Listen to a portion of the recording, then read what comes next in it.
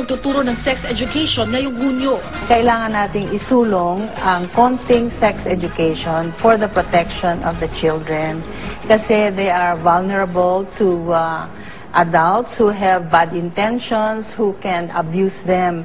And we have to teach them which parts of their body ay pribado, hindi pwedeng hipuin o galawin ng miski sino man nang walang paalam sa kanilang mga magulang.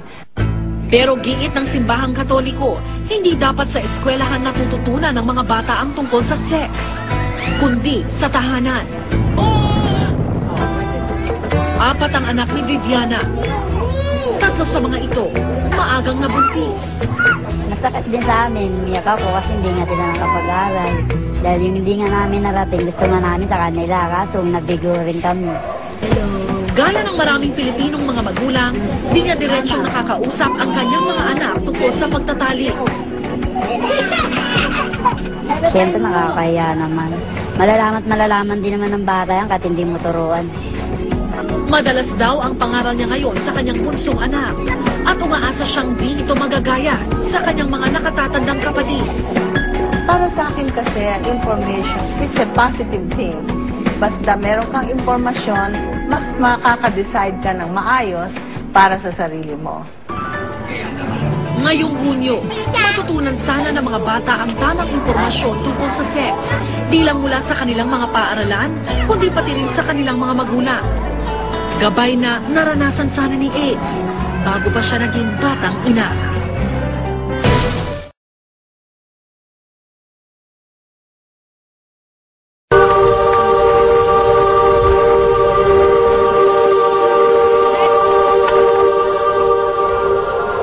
Kinaumagahan, Linggo. Diretso ako sa simbahan ng Sapang Kawayan. Pero hindi pala nagmimisa dito sa isla. Liban na lang kung may kasal o binyag. Wow, ang daming ikakasal ah. March 23, March 26, March 31. Umiikot sa kasal at binyag ang mundo ng maraming tao sa Sapang Kawayan. Tulad ng pamilya ni Aling Sonia, wala pa ni isa sa kanyang mga anak na babae ang nakakapagdebu. Nabubuntis kasi bago pa umabot ng 18. Umiiyak at ang kabas. Wala akong magagawa. Ano yung mga gusto nila? Si Sheena ang panganay na anak ni Aling Sonia. Nung nag-aaral ka pa, paano pangarap mo sa buhay? Teacher. Gusto mo maging teacher. Tapos, nag-aaral ka. Hanggang saan to na nakatapos? First year. First year. Tapos, ano nangyari?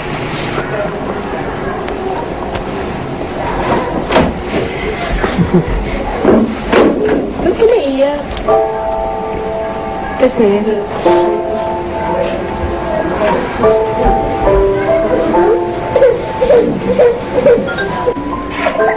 Siyempre, may mga pangarap na hindi natupad.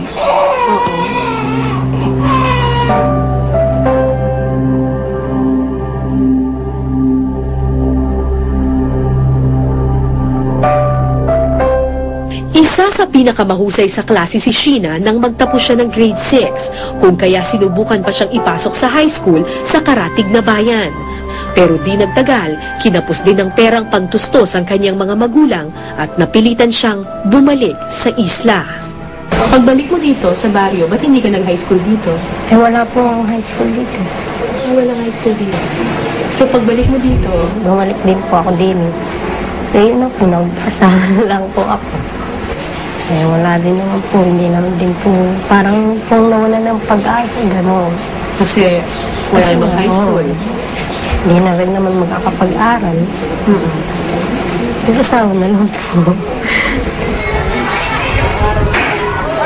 Hanggang grade 6 lang noon ang eskwelahan sa Sapang Kawayan, kaya karamihan ng mga dalaga pagkatapos ng grade 6, diretso na sa pag-aasawa. Kahit pa may mga pangarap din sila.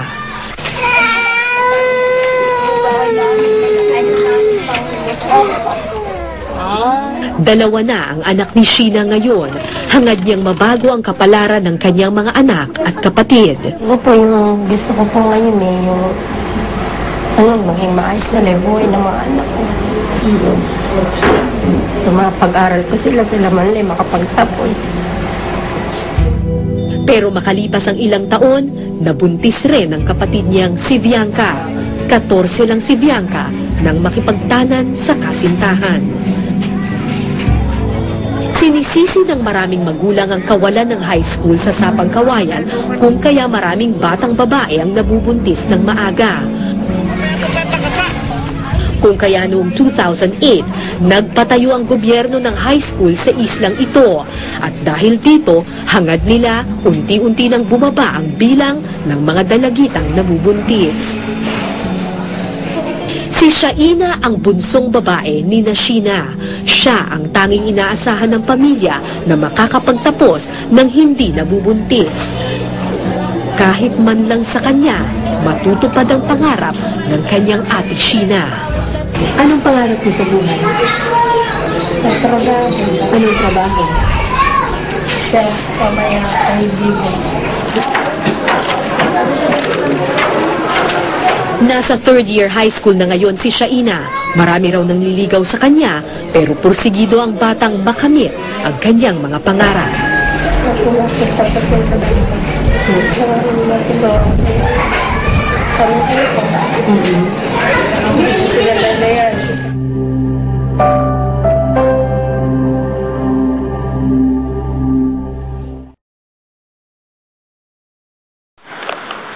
Nowadays, many people, especially those teenagers, are experiencing this kind of situation. Yes, that's correct, Catherine. After we show you a videos about sex education, here are JB, Leia, and Lawrence to give conclusion about this topic. Thank you, Christian. Sex education really affects the life of a person, so we also need to give emphasis to this as it grows and grows. Sex education provides young people with an opportunity to explore the reasons why people have sex and to think about how it involves emotion, respect for oneself and other people and their feelings, decisions, and bodies. Young people should have the chance to explore gender and difference in how ethnicity and sexuality can influence people's feelings and options. They should be able to decide for themselves what the positive qualities of relationship are. It should be taught to those people, especially as teenagers, in order to know what the important and how it affects the life of an individual. Sex education is really important to us so that we can know how to manage it and how to implement it to other persons. That's all. Again, my name is J. Brian Villanueva. I am Leia Fidel. I am Lawrence de Guzman. We are the environmentalists for the day. Thank you, JB, Leia, and Lawrence. To the viewers, thank you so much for watching and listening. We hope that you've learned something about this topic. Again, my name is Catherine Samonte. I am Geneva Sosa. And I'm Christian Rodriguez.